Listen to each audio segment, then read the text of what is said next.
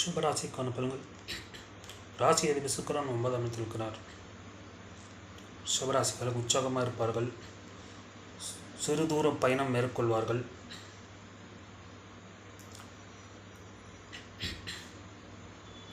ரெண்டாம் தேதி புதன் 10ஆம் இடத்தில் இருக்கிறார். சுபராசிக்காரர்கள் பொருளாதாரம் நன்றாக வரும். 2ஆம் தேதி புதன் செவ்வாய் நட்சத்திரத்தில் இருக்கிறார். அதனால் உங்களுக்கு விரயங்கள்லாம் அதிகமாக இருக்கும். செவ்வாய் உச்சமாக இருக்கிறார்.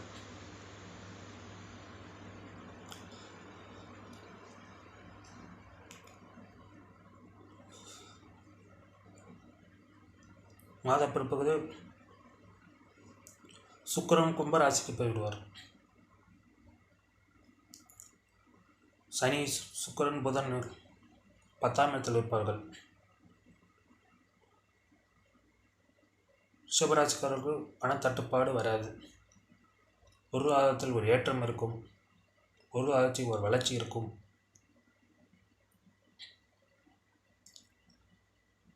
சனி புதன் சுக்கிரன் 3 வகம் 4ஆம் இடத்தை பார்க்கணும். சுபராசிக்காரர்கள் வீடு கட்ட நினைச்சால் வீடு கட்டலாம்.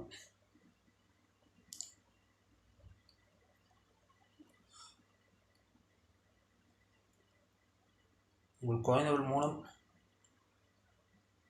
நீங்கள் வீடு கட்டலாம். உங்கள் குழந்தைகள் ஹெல்ப் பண்ணுவார்கள் வீடு கட்டுறது. வேலை இல்லாத ரிஷபராசிகள் வேலை கிடைக்கும். அந்த இடத்துல சூரியன் சேர்ந்தது தான் கொஞ்சம் பிரச்சனை. சனி சூரியன் சேர்ந்திருக்கிறது ஒரு பிரச்சனைக்குரிய அமைப்பு. தந்தையும் மகனுடைய கருத்து வேறுபாடு ஏற்படும்.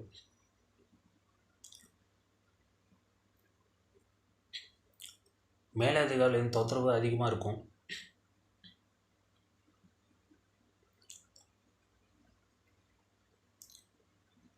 கன்ஸ்ட்ரக்ஷன் துறைகளில் ஒரு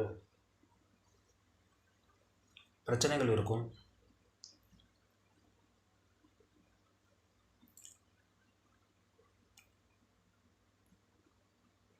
மேலதிகாரிகள் உங்களை கஷ்டப்படுத்துவார்கள்.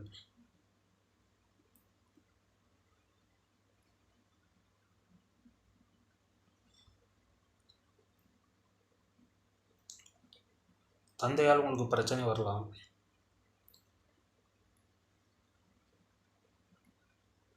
தந்தையால் மனக்கசப்பு ஏற்படும்.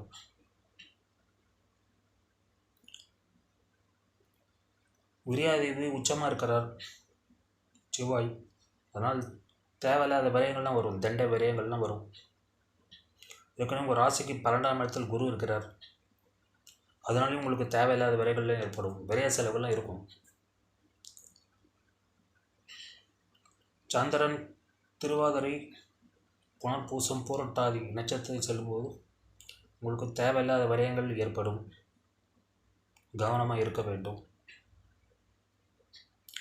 ராசிக்கு 11ஆம் இடத்தில் ராகு இருக்கிறார். இந்த ராகுக்கு வீடு கொடுத்த குருவே ராசிக்கு 12ஆம் இடத்தில் இருக்கிறார். அதனாலேயும் உங்களுக்கு தேவையில்லாத விரயங்கள் ஏற்படும். 11 ராகுக்கு வருமானம் வரும். வெளிநாட்டு போகணுங்கிறவங்களுக்கு இது சாதகமான காலம்.